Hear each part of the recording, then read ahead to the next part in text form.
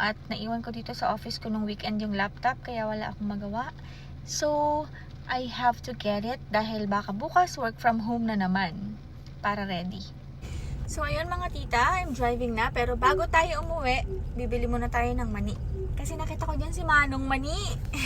Nandyan sa stall. So, nandito na tayo sa gate. Baba muna tayo. Ayan. Tapos, ayan. Ayan. Tapos guys, marami pang stall dito. Yan. But right now, ang school is closed kasi bagyo. Okay na po. Ito po. Thank you po. Hello po. Bibili tayo sa mga guys.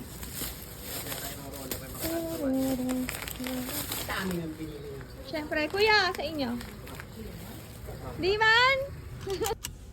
So, ayun, nandito na tayo sa car and ready to go. So, this is the road.